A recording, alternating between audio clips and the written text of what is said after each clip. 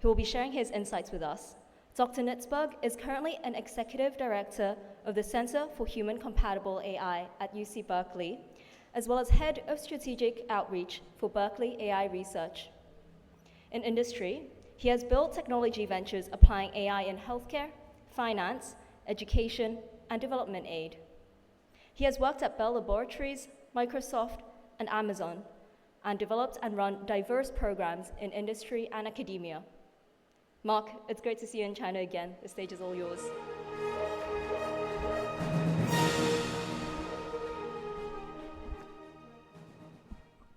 Thank you for having me. Okay.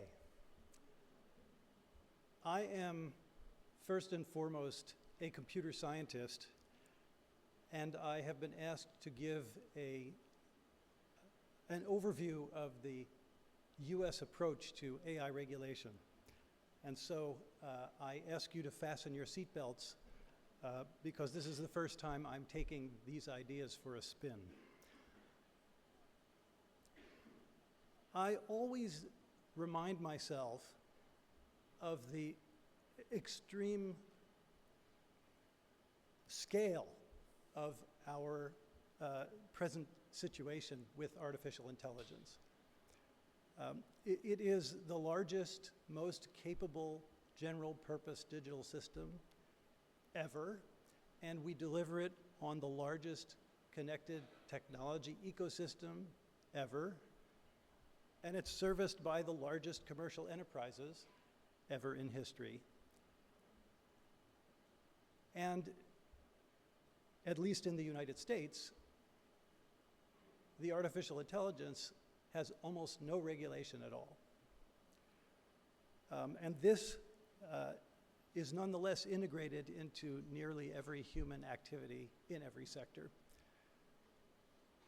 So it is hard to regulate, partly because of the black box nature of the systems, partly because it's a general purpose technology, and often is misunderstood.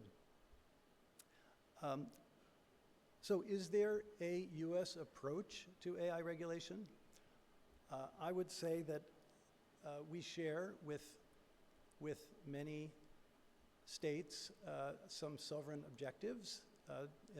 In the United States, perhaps unique, is to promote the growth of the US AI sector, and we are looking to the US lead that has an AI. We are looking to reap the benefits for the US economy and civil society and for national security, and we would like to protect from adverse effects and outcomes. There are also global objectives that we share, and for example, these are expressed in many principles, for example, the OECD principles and on AI, and I just took this one particular piece of the OECD principles 1.4, which is essentially about safety. So the spirit of the current US approach to regulation is captured in the current process. Groups have been promoting competing interests and have resulted in three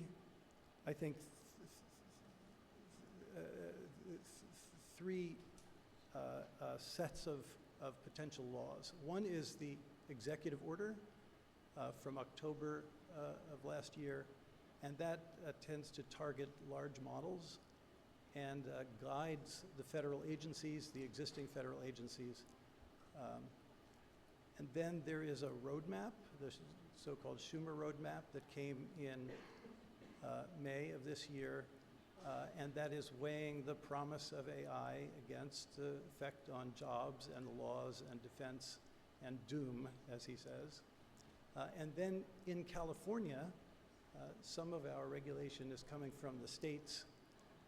There is a a bill that is making its way through the legislation called SB 1047, and that is concerned with the safe and secure innovation with frontier models. Now, there are some issues with these. The debates continue. None of it is law yet. There are some laws in specific states, and there are some very specific laws, but these larger frameworks have not yet made it to law. And then, as we have heard over the last couple of days, there are challenges to operationalizing when you're working with general purpose technologies. For example, it's hard to prove that a system has acceptably low risk if it is general purpose. You really need to know what it is that you're testing for. One of the aspects of the US legal system is that there's a lot of existing law in various sectors, and so these do apply to systems that are using AI in those sectors. For example, health and transport, agriculture and finance. Some of those need amendment. For example, there were relatively few laws in transport for cars that drive themselves. But in many cases, the existing sectoral law gives a good baseline.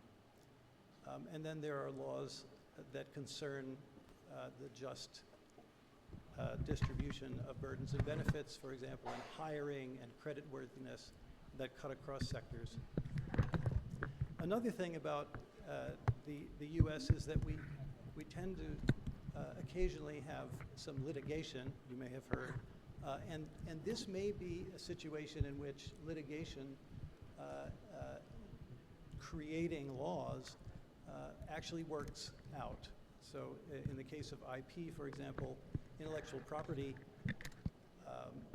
the issues of the use of certain data as training data, the use of likenesses, the way in which creative jobs are treated have made it through the litigation system. And then in consumer protection, there are laws worked out, again, through litigation. There are other factors or other drivers, including simply insurability. If you are selling an AI-powered system and you'd like to get insurance for it, you need to prove a certain level of safety and reliability. And then there are drivers coming from the other regulations, the EU Digital Services Act, for example, that affect the companies in the United States.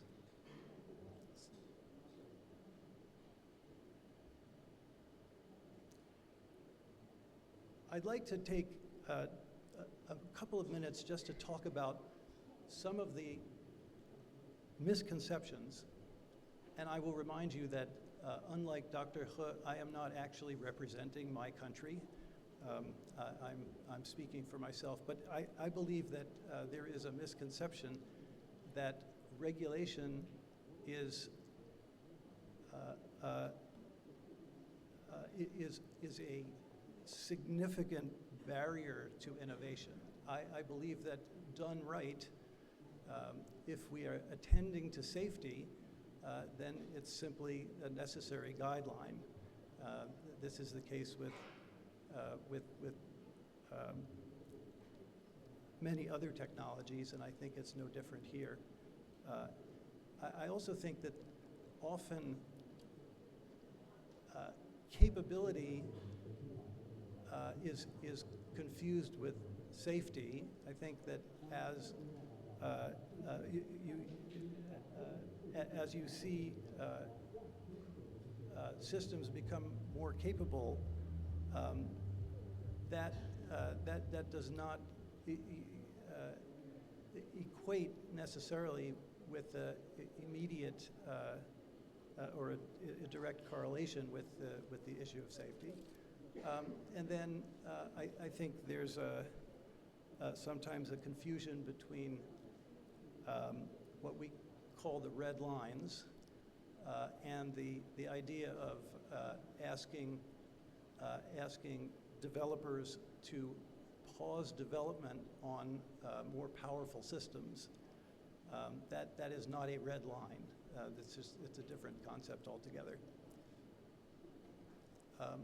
I do think that we can learn on the path to global governance from the existing international safety organizations like air transport safety and nuclear power, information and telecommunications organizations. And the way they tend to work is that they find common ground and we converge where we can agree.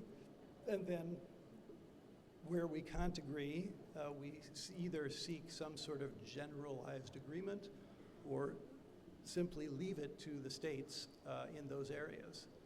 And I think that this can work for the international regulation here. It looks like I have the time to give a little bit more of a technical perspective from our center. I'm coming from the Center for Human Compatible AI, and these are all of the great people that I work with. And that is to give you just a quick look at the long game path that we believe is the right way to do this for safe AI systems. We of course are working now, and you're hearing a lot today about making AI safe. And there are numerous techniques and methods like RLHF and constitutional AI, where you have one AI looking at the outputs of another, evaluations and audits and red teaming, and we've heard about digital neuroscience and the Quantitative AI Safety Institute that I think is just getting started. And these are terrific directions for the systems that are not yet understood. And if we want to be able to use them as components, we'll need to have some kind of quantitative bounds on their behavior in order to make AI safe if it is based on, for example, language models. But in the longer term, and the central focus of the work at our center, we are trying to make safe AI. And to do that, we believe it makes sense to revert to transparent, explainable, semantically analyzable systems. Apply formal verification for some specific forms of safety, and then to use a secure ecosystem where nothing runs unless it's known to be safe. And there are some terrific inroads that we've been making. So this is the view from the center, and thank you very much for the opportunity to speak.